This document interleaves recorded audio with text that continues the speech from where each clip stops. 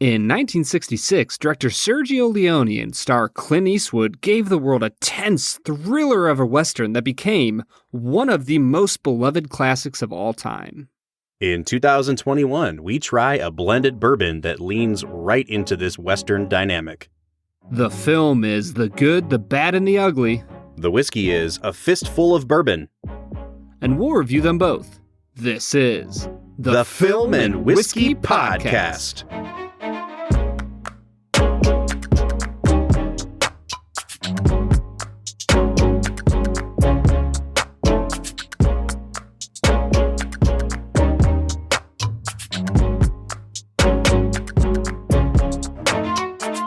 Welcome to the Film and Whiskey Podcast, where each week we review a classic movie and a glass of whiskey. I'm Bob Book. I'm Brad G. And this week we are looking at the spaghetti Western classic, The Good, the Bad, and the Ugly. Brad, before we get started today, I do want to just give a quick shout out. You know, we've had some new listeners tuning in for Season 4. We are very happy to have you along for the ride here on the Film and Whiskey Podcast. If we had to boil down what this podcast was about, we like to say that this podcast is reviews for the rest of us. Brad and I are not movie critics. We are average Joes. I happen to be a huge movie nerd. It's something that I love. And we are both getting into this journey of trying different whiskeys. We've had, enough now, Brad, I would think. I think we've tried like 250 whiskeys on this podcast now, that we have developed our palates pretty well. But at the same time, we like to say that we are the average Joe's podcast. We're not going to be featuring like super expensive stuff that's like way priced out of everybody's budget. We want to offer the average listener a movie review and a recommendation on what they can pick up at the liquor store. And Brad, I hope that we are living up to what we try to do here on the podcast. Yeah, we're like you said, Bob, we're just two dudes who love movies and whiskey, and we're going to talk about it. And we just are thankful that you guys are along for the ride. So it's so great to have so many new listeners here for Season 4. Go back and check out some of our older stuff. Don't hold any audio quality against us. We're trying to figure it out. Also, don't hold our whiskey reviews against us either. We didn't know very much when we first started. Yeah, luckily we were reviewing not great whiskey back then. And in that vein, actually, Brad, we have one quick correction to make from last week's episode where we were drinking Noah's Mill. And in that episode, the research that we had been using was about 2 years old and talked about Noah's Mill being a sourced product, which at that time it was. I have come to find out that since 2019, the Willett Distillery has actually been producing its own product for Noah's Mill. So it's no longer sourced. Everything in the bottle in Noah's Mill is from the Willett Distillery. And when I actually took the time to read the back of my bottle, I realized I had made a mistake in saying it was sourced. However, I do feel vindicated in saying that it has that consistent Willett funk that everything that comes out of Willett has. So, I will eat my humble pie and then I will also brag about it afterwards. Man, Bob, your lack of research is making me look bad. What are you doing? I know. I'm clearly the one who does no research here. That's right. You didn't even look into it. So, Brad, today we are talking about The Good, the Bad, and the Ugly, one of my all-time favorite movies. It is the first Western that we are doing on this podcast that could be called a spaghetti Western. And we're going to talk about what that means, a little bit more in depth as the episode goes on. But basically, a spaghetti Western is a kind of slightly derogatory title that was given to this group of movies that were produced mostly in the 1960s. And they were made, overseas in Europe, often in Italy, usually in collaboration with Spain. They were made for way cheaper than you could make a Hollywood Western. And they got into different subject matter than you would see in a Hollywood Western. They're definitely more gritty. They're definitely more violent. And they really sparked a huge change in the way Hollywood ended up producing Westerns. So, Brad, was this the first spaghetti Western you've ever seen? No, this isn't the first one I've seen. Growing up watching Westerns with my dad, I know that I have seen other ones. The dubbing makes it pretty obvious when you're watching a spaghetti Western. Although I will say the dubbing on this film was actually, in my opinion, pretty daggone well done. Yeah, so let's go in on that for a second, though. Because if you haven't seen The Good, the Bad, and the Ugly, if you haven't watched a spaghetti Western, basically it's like the same principle as when you see people make fun of like old Japanese movies, like the old Godzilla movies, and how instead of just putting subtitles on, they would have American actors dub over, like the Japanese people's mouths moving. This is the same principle. Basically, what would happen is because they were importing American actors to come over and act in these Italian movies, all the actors were just speaking their own languages. And so half the time, they didn't even record dialogue on set. They would just say, we're going to have to dub it over anyway, so screw it. And they would wait until after the movie was done to record all the dialogue. And so, the people speaking Italian, you can tell they were speaking Italian and they're being dubbed over by American actors. But even like the stars of this movie, Clint Eastwood, Eli Wallach, Lee Van Cleef, they had to go back and dub their own dialogue back over again because most of the time it wasn't recorded on the day. Yeah, and it makes for a really fun dynamic where you know that there are certain characters who are Italian men voiced by American actors. But then you also have Clint Eastwood, who is dubbing for Clint Eastwood. And I don't know why, but that just tickled me watching it this time. I thought that was the funniest thing in the world. So, Brad, was this the first time you've seen The Good, the Bad, and the Ugly? It is. I actually have not seen any of the Man with No Name trilogy, I guess you could call it. So this is my first introduction to it, and dude, I was blown away. It's so daggone good. The funny thing is, this was my introduction to that trilogy as well. I mean, I've obviously seen it many, many times, but I actually hadn't gone back and watched the other two movies in the trilogy, mostly because I knew that they were not as well regarded as this one. And I finally made time to do that, I'd say 6 months ago. And the first movie in this so-called trilogy is A Fistful of Dollars, which was really the movie that established Sergio Leone as an international director.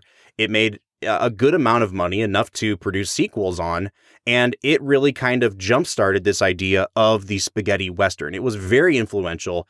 It's actually not that great of a movie, in my opinion. I think I'd give it like a 6 out of 10. But the sequel, for a few dollars more, was absolutely spectacular. I'd love to do that one on the show someday, Brad. But even with that one being as good as it is, I don't think it was bad to start here at the third chapter in the trilogy. First of all, they're completely unrelated to each other. You don't even really know if Clint Eastwood is playing the same character. I mean, he's the same guy, but because he's never given a name, because he just kind of wanders in and out of situations, you can watch these movies pretty much in any order. It doesn't really make any difference. And why not start with the best one here? Yeah, and it's interesting, though, that since this movie came out in 1966, theatrically, it was just at or under 3 hours. And there's actually an extended edition out there that, Bob, you probably know more about than I do, but all I know is it was tough as all nails to try and find a theatrical version of this movie, which you demanded that I get. Yeah, I did. And honestly, Brad, I did not expect it to be as difficult as it is, but it's kind of the same thing we went through with Amadeus. It's kind of the same thing that we've seen a couple times now, where the director's cut or the extended cut of a movie has become the only one that the company behind it, MGM, is really putting out for home video release. Like, you could watch this movie on Amazon Prime if you wanted to, but it's the 3-hour cut. And the problem with that is that American audiences especially were only really ever introduced to what was called the international cut. So they did a screening of this movie, I think at a film festival, and it was 3 hours long. And then they cut it down for distribution. So most of the world only really saw this movie as 2 hours and 40-ish minutes. In the early 2000s, MGM decided we're going to try to put back some deleted scenes to get the time back to 3 hours. One of the scenes MGM reinserted was actually never in the original cut of the movie. It's like they just found an old deleted scene that was meant to stay deleted, put it back in there, and from all accounts, it slows the movie down like crazy. And it might not seem like 2 hours and 40 minutes versus 3 hours is that big of a difference, but when you're already investing this much time in a movie, 20 minutes can really make a huge difference in the rhythm and the flow of a movie. And I've watched the extended cut before. I don't care for it.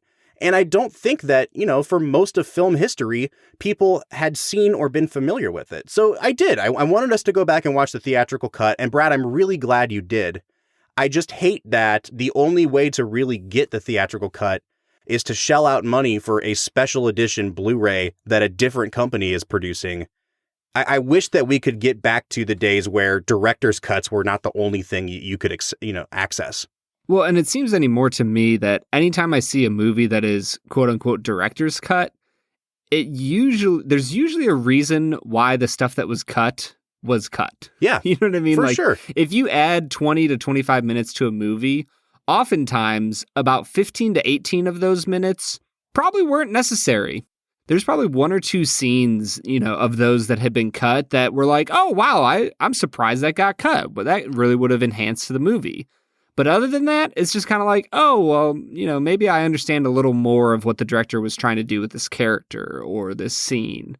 But overall, there's a reason that the movie that hit the theaters is the one that hit the theaters. Yeah, for sure. And Brad, that segues us into you talking about that movie that hit the theaters. This was your first time watching The Good, the Bad, and the Ugly, and so it is time for Brad Explains. This is the segment where Brad breaks down the plot of the movie that he has just seen, often for the first time.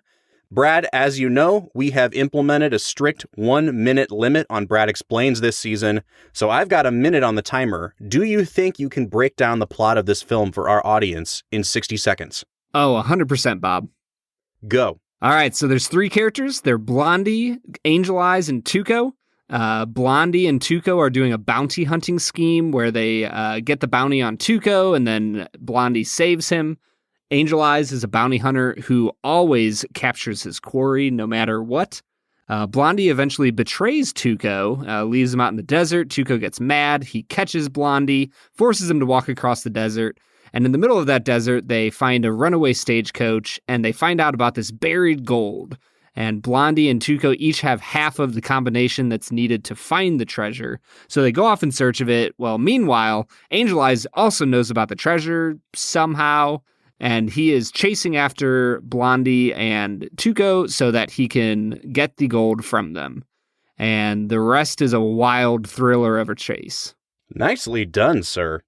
Boom. That was 55 seconds. You're getting pretty good at this, man. I rise to the occasion. just like Blondie. So one thing I will say that was left out, and it might seem kind of like periphery or tertiary in the background, but like the Civil War is an element to this movie that is kind of constantly hanging over the film. It's going on in the background. And I really love the way that the characters kind of weave in and out of interacting with the war that's going on around them. And what the director Sergio Leone did by bringing the Civil War into it was he really put it in context. Like, a lot of times we have these ideas of the Old West as this place of legend that wasn't really rooted in reality. In this movie, instead of that, what you have is these constant reminders that our three, I don't want to say heroes or protagonists, but the three main characters are ultimately doing something that is incredibly selfish. They are only acting in their own interest, and they're doing something that is, in the grand scheme of things, a very small act. And they're wandering in and out of this grand story that's being told of the Civil War and brother fighting against brother. And I think it really does kind of lend a little bit of weight to the movie that, like, Tuco and Blondie are being reminded of what actual sacrifice looks like in the midst of them being really, really selfish and trying to find buried treasure. I think the only thing that undercut that for me was the ease of which the characters like weaved their way in and out of the war. The idea of them going into the prisoner of war camp and getting out of it as easily as they do, and going into this massive battle at the bridge and just easily blowing up the bridge, and then they just fall asleep and everybody's just gone when they wake up, and they're like, that was probably one of the weakest points of the movie for me. Yeah, was that this Civil War was going on. And I agree. I think it's a good backdrop to show the pettiness of what they're doing. But at the same time, it didn't feel like Leone actually took the Civil War seriously. Well, and it was just kind of like, oh, it's just this thing that's happening for my characters to sometimes bounce off of, but it's not going to actually affect them in any way. So I think that may have been intentional, though, because Leone is he might be trying to bite off more than he can chew. He's trying to do a lot of things with this movie, and that's why it's almost 3 hours long. But I think what he's really trying to do is also show the futility of the war. And I mean, that's when you have Blondie and Tuco talking with the army captain, who is just drinking himself into a stupor while he slowly dies, and is talking about how dumb is it that we're all fighting each other over this bridge? If this bridge blew up, they would just find somewhere else for us to fight over. Like, why are we doing this? And I think it was intentional that the war seemed so pointless and so stupid. But I do agree with you, Brad. Like, they also wander in and out of it so easily that it doesn't seem like it has any real consequence for them. Well, and another part for me, they said that they were out in Arizona, right? No, I don't remember hearing that. Did the Yeah, because he talks about being out in Santa Fe. Oh, okay. He says, like, you had to come out all the way out to you're near Santa Fe, and how was that trip across the desert? Like, in my mind, they had gone from, like, I don't know, western Texas To, all the way like, out New into Mexico. Yeah. New Mexico, Arizona area. And I was like, did the Civil War get fought that far out into the Southwest? Yeah, I don't think that happened at all. So, no, good catch. I didn't even notice that. So I don't know if that was a part of it. Maybe they were actually in, like, I don't know, eastern Texas, Arkansas, Missouri area, which could have been a part of the war. I honestly don't know. Well, Leone, like, famously had quite the temper, and he and Clint Eastwood were kind of at odds through a lot of this movie, partially because the last two movies in the trilogy had kind of taken off, and so Eastwood was demanding more money. He was getting increasingly annoyed by the fact that Leone didn't seem to have... He never wrote his ideas down on paper, so everything was in his head. You know, even Eli Wallach talks about the scene where he is handcuffed to a guy, and he has to basically put that guy's body on the railroad tracks and let the train run over his handcuffs so that he can get out. And he said that no one told him that on each one of the cars, you know, the train cars, there was a set of iron steps that stuck out like 1.5 feet. And he basically said, like, you know, you could see me get real low to the ground and pull back to stand up. And he said, if I had done that at any other time and moved my head up, I probably would have been decapitated, because, like, they weren't following proper protocols with the safety of actors and things like that. And so Leone definitely fits into this category of, like, the kooky, full of themselves director from, you know, 50 years ago. Like, he would fit right in with, like, a John Huston or somebody like that, who took his actors out in the middle of nowhere and made them do grueling things. And yet at the same time, Brad, the filmmaking of this movie is next level. Leone changed how people make movies. Even from the very first shot of this movie, it fades up on this crazy landscape, and you're looking out for miles and miles, and all of a sudden, a guy just, like, floats into frame, and his face is so close to the camera that it's, like, disorienting. There's this extreme close-up. He did that kind of stuff all the time. And I was really, really blown away with the camera work and just overall Leone's filmmaking here. Well, you were just talking about the scene when Tuco, you know, jumps off and he kills the Union guard who is with him, and he's trying to get the chains undone.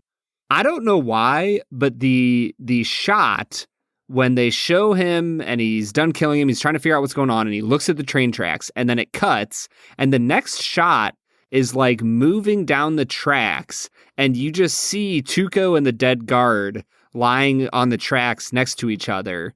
I don't know why, but that shot just felt like one of the most perfect shots I've ever seen in my life. There's so many great shots. Like, you know, the one that sticks out for me, and it's a really obvious shot, like, it calls attention to itself, but it's so freaking great that you don't care, is right when they're about to get to Sad Hill Cemetery, and Blondie basically sets off a cannonball next to Tuco, and he falls over and hits his back on a grave. And that's how you know that he's at the cemetery. And there's this unbroken shot for probably, 40 seconds that it's a crane shot. It starts down low with Tuco, and it pulls up as he realizes where he's at. And then it pulls back even farther, and you see, like, the sheer enormity and massiveness of this cemetery. And right then is when the music cues up. It is such a perfect shot. This movie is, like, chock full of really inventive, super cinematic moments like that. And you also just mentioned the music. Bob, the music in this movie is utter perfection. Yeah. Like, I don't know what this movie would have been if it didn't have the soundtrack that was created, that was crafted for it. Yeah. The score by Ennio Morricone is one of the most famous movie scores of all time. I mean, we all know that opening theme to The Good, the Bad, and the Ugly. But even like, again, the music that plays when they're in the cemetery, I just saw it in like a beer commercial a couple weeks ago. It's still like being cycled through stuff. And the thing I love about it is in any other movie, that music would seem so over the top, so bombastic. There's like anvils getting hit and there's timpani all the time and choirs singing all the time. And yet in this movie, it doesn't seem out of place at all. And it perfectly ramps up the stakes. There's basically like a 8 or 9 minute sequence at the end of this movie where all 3 main characters have this standoff in the cemetery. And they spend like 8 minutes just standing still looking at each other. And the editing, like the actual editing of the movie and the music make that one of the most suspenseful sequences ever. And I think it is like a huge feat that the music is able to accomplish that. And I think that the reason that the score does not come off as like ridiculous is because of the gravity with which Eastwood plays his character. I think that the quality of acting from Clint in this movie is beyond almost anything I've ever seen from him. There are 2 kinds of people in the world, my friend. Those with a rope around their neck and the people who have the job of doing the cutting. Listen, the neck at the end of the rope is mine. I run the risks. So the next time I want more than half. You may run the risks, my friend, but I do the cutting. We cut down my percentage. Cigar? Liable to interfere with my aim. He brings this grit and determination to the movie that is offset by Tuco in some of the most amazing ways. And I think we should talk about the comedy of this movie as well. But I really think that without somebody with the stature of Clint Eastwood able to ground this movie in seriousness and not like darkness or anything, he definitely is this light and yet powerful character that highlights how amazing this music is. Well, and I think I hate to keep going back to Leone because I do want to talk about these performances, but I think part of that too is that he does such a good job, Leone, the director, at perfectly balancing the different tones that he wants to get into in this movie. There's a sequence where Tuco and Blondie walking up a hill and they're just like giving each other crap. And that's the scene where they get captured. And then the camera pans over and you see they're like at that bridge. Like they basically walked into a huge Civil War battle. And that's a funny moment too. But it also, I think, really perfectly demonstrates there's elements of this movie that are like a road trip movie. There's elements of the movie that are like a buddy movie with him and Tuco who don't really like each other. They're constantly bickering. There's elements of the movie that are really, really serious. Like the inside of that prisoner of war camp when all of the Confederate soldiers are playing that really sad song and crying. Like, I think the emotion in some of these scenes really works as well. And I think that's a credit to Leone that he can balance the super fun comedic stuff with a little more serious stuff too. Well, and even at the start of the movie, we're talking about the different genres he dips into. There's a part at the start of the film that felt like a horror movie. Mm-hmm. Like, yeah. There are so many different moments in this film that, you know, like I just said, they dip into different genres. And I think that causes certain problems with the movie, that the script just kind of bounces around in this sense of like, well, now this happens, and now that happens, and now the characters have this happening to them, and now the characters enact this on the world. Like it just kind of is a and then script. Yeah. And I think that is because he doesn't stick to a specific genre of film. And yet, one of the great things about this movie is that it can do so many different things so daggone well. Yeah, for sure. Like the balancing act is really admirable, but you're right. It's also kind of the movie's biggest downfall. You do get the sense that even in the theatrical cut, they could have cut another 20 minutes out of this movie if they really wanted to. Yeah. Honestly, I think to boil it down, the movie is very weighty. Like, it's very heavy, and it is impressive that, you know, Leone is able to balance all of these plates at the same time. But I think that there are parts of the film where you can see the strain of trying to balance all of these different plates. For sure. Well, Brad, before we get to our break, I want to finish talking about the three main performers. You've touched on Eastwood a little bit. I want to talk about Eli Wallach as Tuco and Lee Van Cleef as Angel Eyes. Now, Lee Van Cleef was in the second film in this franchise for a few dollars more. He was not playing a villain in that movie. He and Clint Eastwood's character basically teamed up in that movie. And so he's playing a completely different character here. And I think that he is just a fantastic villain in this movie. Like, they make him do some super diabolical things. Like, he kills this whole family at the beginning of the movie.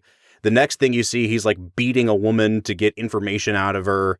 That scene where they bring Tuco in to the prisoner of war camp when Angel Eyes is pretending to basically, weaseled his way into being a Union like captain. And they beat the shit out of him, dude. Like that was a brutal scene and really, really violent and really hard to watch. And I think it really does lend a sense of like dread to the rest of the movie in terms of like, they're going to have to meet up with Angel Eyes at some point. And it really helps give that final standoff a lot of weight because you know what that guy's capable of. Honestly, I was expecting him to like turn out the lights in the room and to have Batman just appear behind Tuco.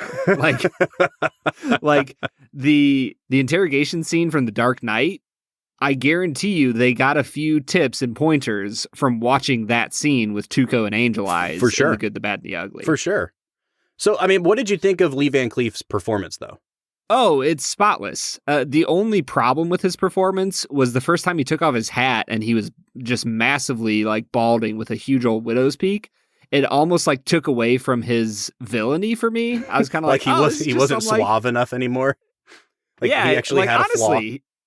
Yeah, he was just this amazingly like handsome, rugged, evil man. And then he took his hat off and I was like, oh, he's just like a middle-aged dude who's like pretty good with a gun. I respect that. That's a good take. And but that's my only complaint about him. And that takes us into talking about Eli Wallach as Tuco. Now, in 2021 parlance, this is what the youngsters would call problematic because Eli Wallach is a Jewish man playing a Mexican. I don't think that casting would happen in 2021. However, Eli Wallach gives best performance in the whole movie. And he is so over the top.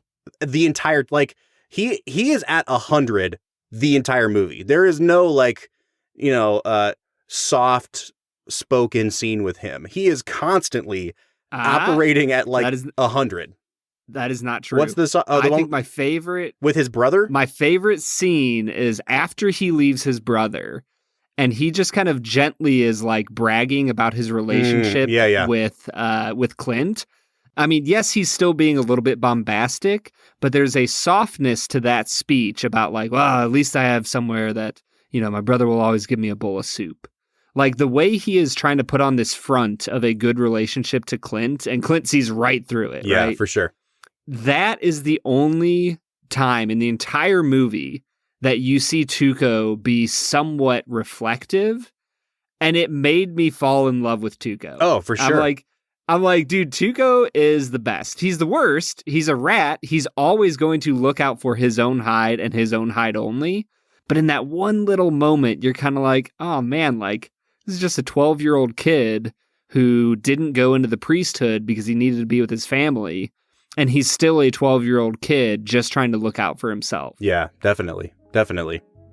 All right, Brad, I think that this is a good place for us to hit pause. What do you say we try this Fistful of Bourbon? Let's get to it.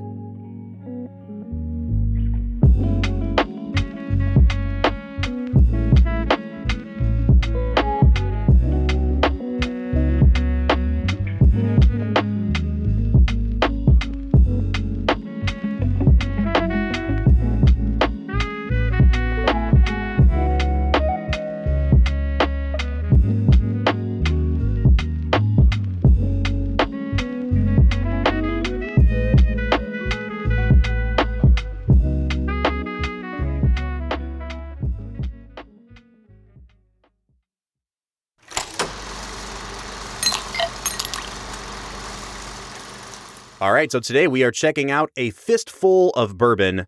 I figured, Brad, this would be like the most appropriate thing to drink with our spaghetti Western. You know, we've talked about the Man with No Name trilogy, how it started with the movie A Fistful of Dollars. And here we have a whiskey that is leaning heavily into that American Western movie genre trope with A Fistful of Bourbon. All their marketing materials, you know, look like the Old West. They have the spaghetti Western kind of fonts. It's really, really cool. So why did you pair them together again? I'm not catching the It's a really subtle comparison, but, you know. Okay. Yeah. If there's anything we at the Film and Whiskey podcast are known for, it's our subtlety. It's our subtlety. Absolutely. For sure. So A Fistful of Bourbon is actually produced by William Grant and Sons, which is a huge, you know, conglomerate of Scotch whiskey producers. But they also own other types of spirits. They own, I think, Hendrick's Gin. They own Tullamore Irish whiskey. And they wanted to kind of get their foot into the bourbon game. And so back in, I think, 2017, they purchased the Hudson Whiskey Company out of New York, and then they started producing this product in 2018 called A Fistful of Bourbon, which is actually, this is a blended bourbon, and they say that it comes from 5 different sources, but they don't disclose any of them. I love that a foreign company was like, you know, we're going to jump into the bourbon world, and since bourbon has to be made in the United States, what's the most, you know, American thing we can think of? Cowboys, Westerns, Clint Eastwood. That's what we're going for. So like in all of their promotional materials, now again, this is just their marketing and their copy, but the reason that they say it's called A Fistful of Bourbon is because it comes from 5 different sources, and they say it has 5 different unique flavor profiles going on in it. So it's like the 5 fingers all coming together, you know, to make a fist, to make a whiskey that's going to knock you out. It's a damn fistful.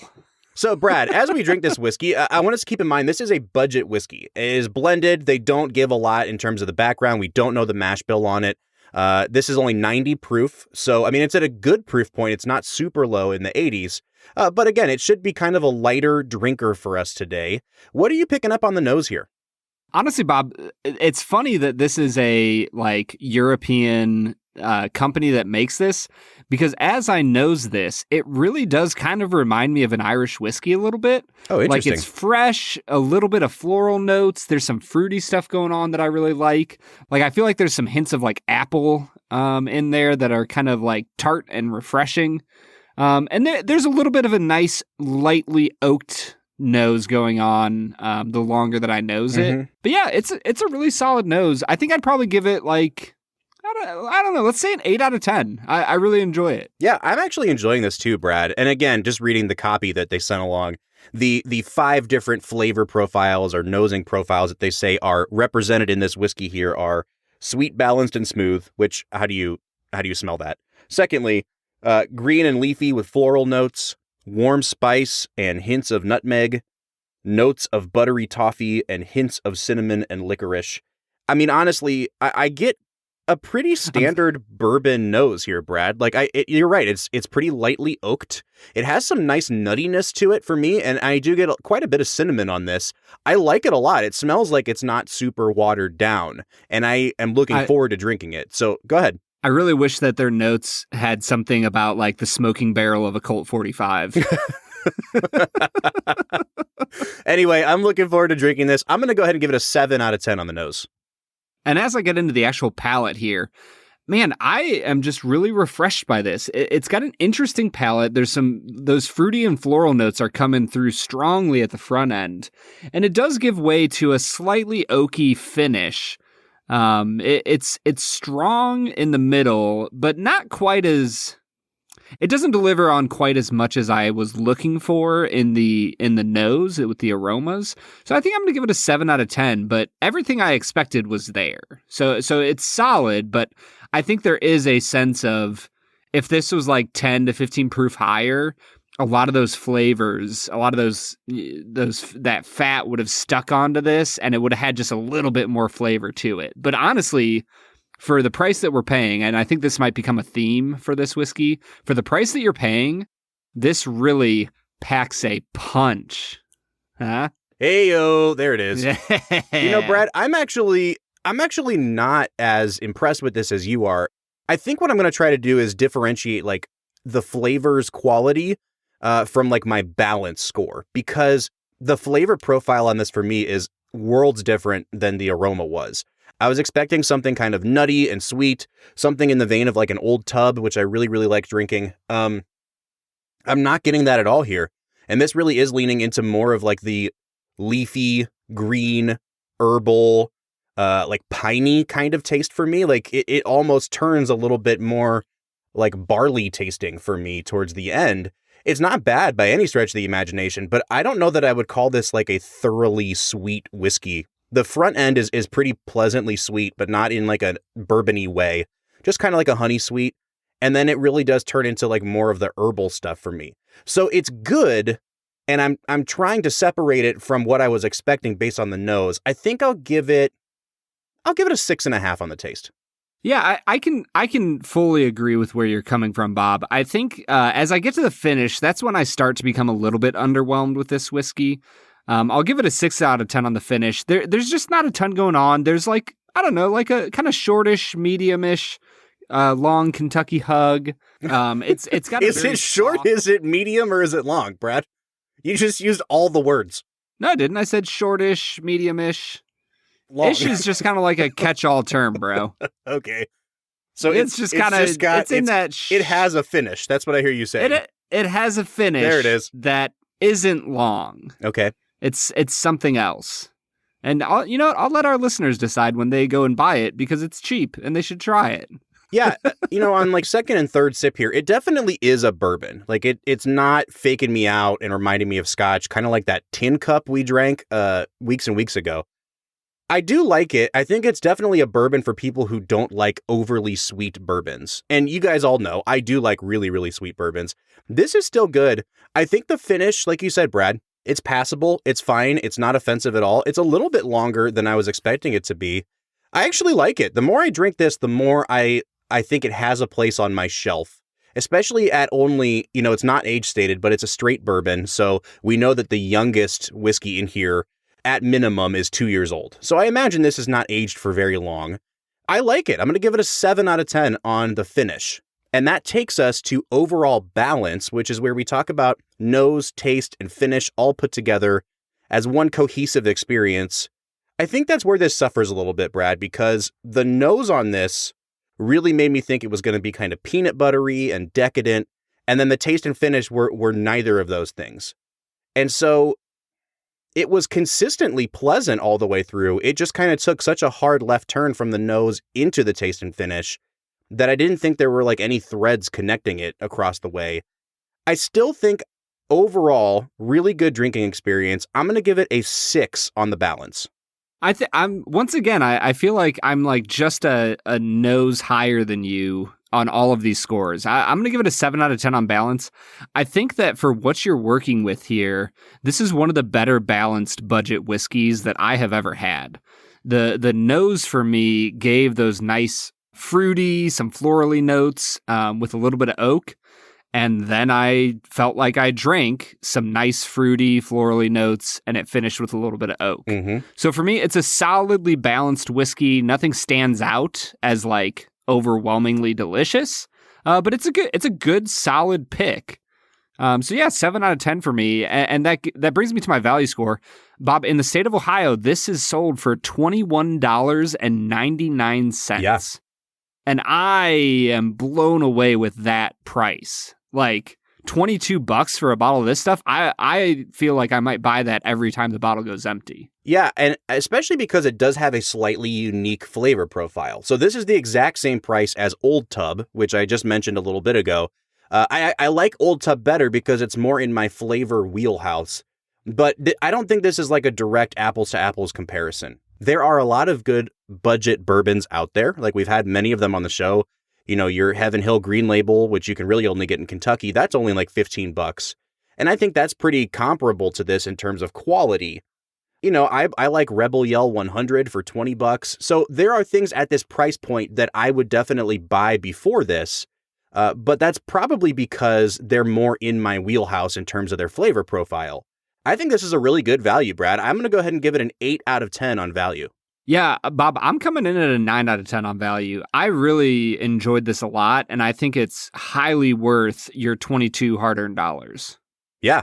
Brad, that brings me out to a 34.5 out of 50. what are you coming out to?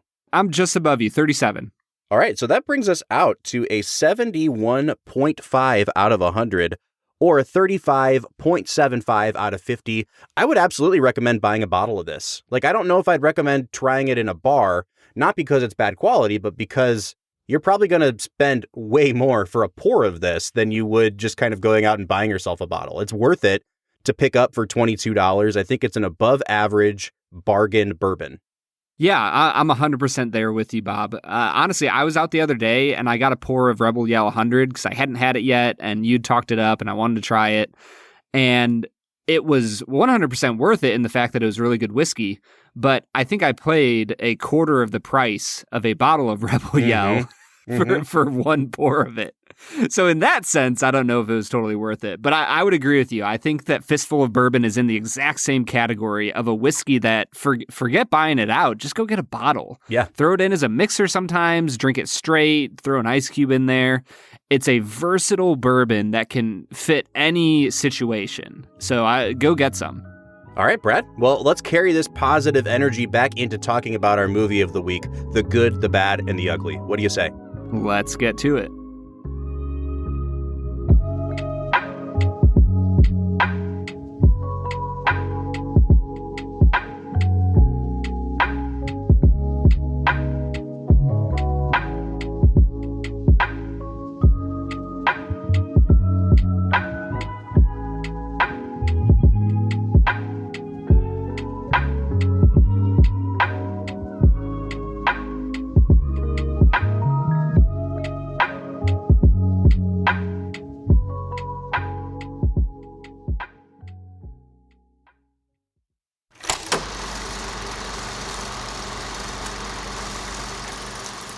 Well, folks, that was a Fistful of Bourbon, a whiskey that, man, for $22, that is a daggone good whiskey, Bob.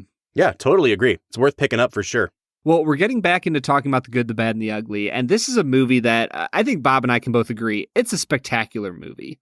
And one of the reasons I love this movie so much was I feel like this was one of the most unapologetically funny, serious movies I've ever seen in my life. Oh, definitely. Like it is a serious film. It is a drama. It is a thriller. It, like I said, it even dives into horror a little bit. And yet, in the midst of all of that, you have some of what I would consider to be the funniest scenes in a Western I've ever seen. I mean, you have Tuco. Most of them involve Eli Wallach playing Tuco, right? You have him sitting in a bathtub. He's just like casually like tasting and smelling these. Oh, like, that's bath my powders. pick, Brad. That's my pick for my the funniest scene for me. He's like picking them up off the shelf, kind of like licks it, smells it, throws the entire thing in, grabs another 2 jars, sniffs them both, throws them both in, like, and then he's just sitting there in the tub. And I'm not gonna lie, the dude who comes in and tries to kill him, I have no memory of who he is. I know he was probably earlier in the film. But he just shoots him from the water, and he tells him, less talking, more shooting. Yeah. He says, if you're going to shoot, don't talk. It's such a great little one-liner. Yeah, and I think that's where this movie really like catches me and would make me want to watch it again, is the amount of just witty banter in the film, the amount of one-liners. For me, there's just so many funny scenes in this movie that draw me back again and again and again. And I guess that kind of segues us into talking about Brad's award for this film. This is something new we're doing for season 4. Brad, you have been giving out your own version of the Oscars here on the Film and Whiskey podcast, but you have been individualizing these awards. So, like, what would be the name of the award that you would give to The Good, the Bad, and the Ugly? I think that I might give this the greatest use of a parasol prop award. Because watching I do love seeing Tuco with a parasol. Right across the desert. And he's like throwing Clint out there. He's obviously going to march him to death. And like they get a little ways away from the camera, and it's a beautiful long shot that just lets them go as far as they want. And he gets like halfway down range. And he just pulls out this pink parasol and throws it above his head. It was just like little things like that where I'm like, there is not a single American director of a Western in the 40s, 50s, 60s that would have ever put a pink parasol in the hands of one of their main characters. And yet here we are. And I thought it was one of the most brilliant uses of a parasol ever. 100%, man. I love it. I don't really know what the other nominees in that category would be, but this is the winner. I mean, like My Fair Lady. Yeah, maybe. sure. I feel like they use a lot of parasols. They in probably that. do. This is better. Yeah. What we really need is a crossover where Tuco is in My Fair Lady. He is the fair lady that is they're trying to teach high British English. Yeah, exactly. So, Brad, before we wrap up today, I do want to talk a little bit about where this movie kind of sits historically. So, it was made in 1966. It did not premiere in the U.S. until 1967. And I actually learned that all three of the movies in the Man with No Name trilogy all premiered in 1967. They just released these movies like 3 months apart from each other. So, which sounds like an incredible run. Like you could go see all three of these movies in the theater in 1 year.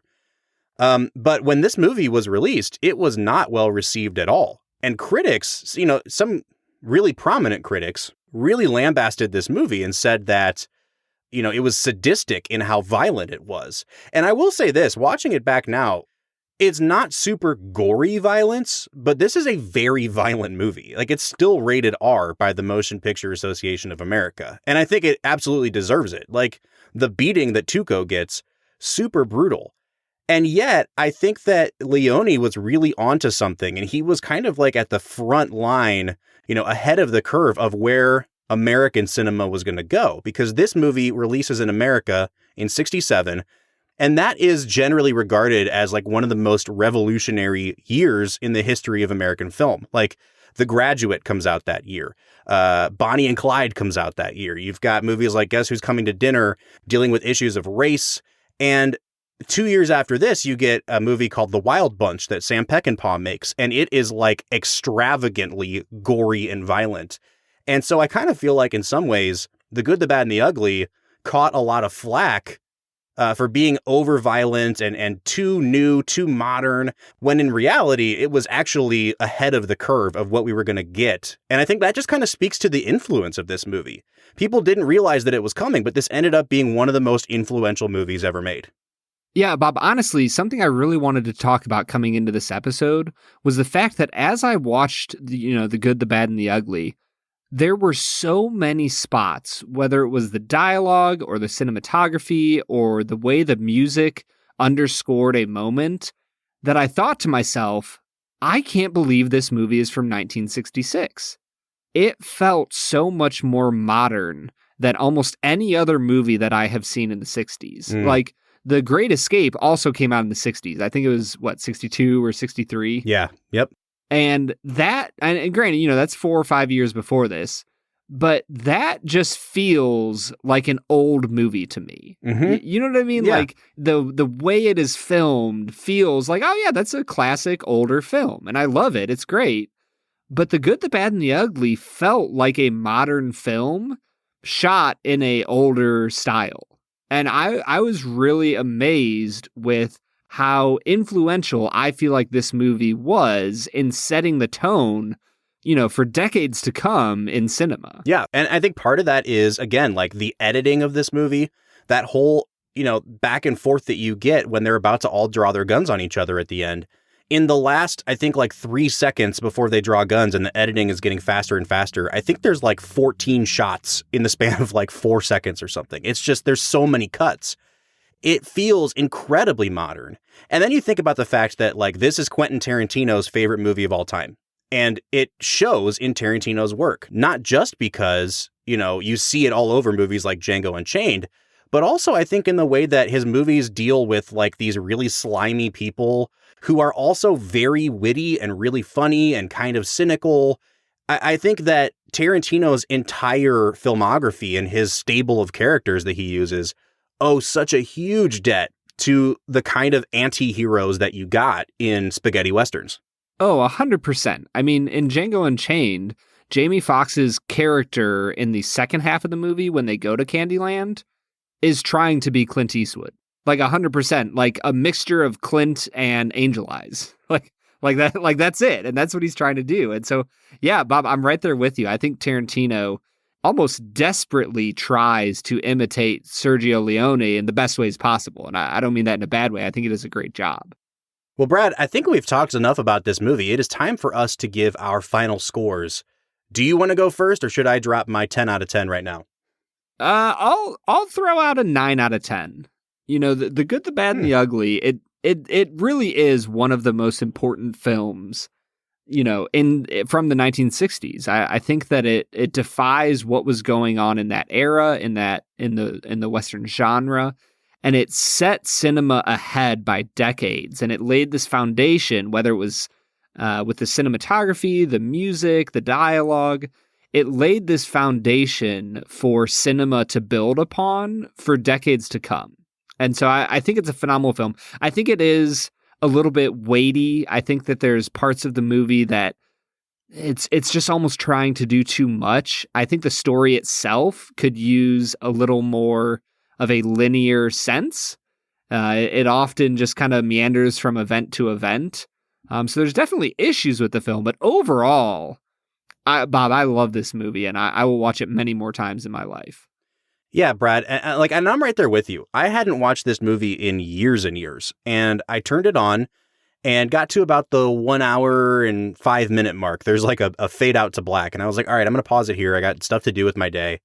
And I came back and kept watching it. I was kind of with it through the prisoner of war sequence, and I found myself saying like, oh, do I not like this as much as I used to? Because this is really kind of sagging a little bit in the middle for me. And I thought that pretty much all the way until they blow the bridge. And when they blow the bridge, everything from the moment they blow the bridge to the end of the movie is literally perfect cinema. Like, it is shot for shot, beat for beat. Every note of music, every decision they make is just perfect. And I kept thinking as I was watching Tuco run around those graves in this elaborate sequence that had no reason to be that long except that it was just great. And thinking to myself, like, this is one of those moments that people who watch a movie will just say, it was awesome. And there's really no further explanation needed. Like, you have sequences like this sometimes where it's like, I have nothing else I can say about that except that was just an awesome sequence of events in a movie. And it only happens every so often when you go into a movie theater and you come out thinking like that was sheer perfection. And I think so often filmmakers try to manufacture awesome. And Brad, like you and I have talked a little bit about like the Boondock Saints. I was never a fan of that movie. It felt like it was trying to be cool so hard. And this movie is so effortlessly cool. And the thing that I've really noticed watching movies like this is that in order to seem effortlessly cool, there actually has to be a ton of craft at work behind the scenes. That last sequence in the graveyard, you could study it for its direction. You could study it for its editing. You could study it for its acting, for its score. Everything about it is just people collaborating at the highest level. And it was so good that I walked out of it and just said, F it, it's a 10 out of 10. Like, I was thinking, wow, this might only be like a 7.5 out of 10. And then that sequence happened and I was like, nah, it's a 10 out of 10. And I will never change my opinion. Is it perfect? No. But is it a 10 out of 10? Absolutely. Honestly, dude, even the costuming in this movie, like, we don't often talk about the costumes. The fact that Clint Eastwood just keeps changing hats and outfits, and that at the end of the movie, he's in this big old fight scene and he's wearing this poncho and it just looks perfect on him. You can study this movie on so many different angles, and it is a masterclass in how to do a movie. For sure. And I'm right there with you, man. This is a spectacular film. So we are coming out to a 9.5 on this movie. I will say, if you can get a copy of the theatrical version, go to your local library. Like, this is the perfect time to be visiting libraries again and utilizing what they have for free. Like, that's where Brad was able to get it from. I would highly recommend watching the theatrical cut of this movie, because I think if you watch the longer version, it's going to sag even more than it already does. But if you've seen The Good, the Bad, and the Ugly, we want to hear from you. Reach out to us on social media. You can find us on Facebook, Twitter, and Instagram at Film Whiskey. Or you can leave us a voicemail. Give us a call. Let your voice be heard. You can call us on our Anchor.fm website, which is anchor.fm/filmwhiskey. Next week, we are going to be bringing in an extra special guest, Kenny Coleman from the Bourbon Pursuit podcast, the biggest bourbon podcast in the world. And we are going to be talking about the 1996 film Fargo. So please join us for that next week. But until then, I'm Bob Book. I'm Brad G. And we'll see you next time.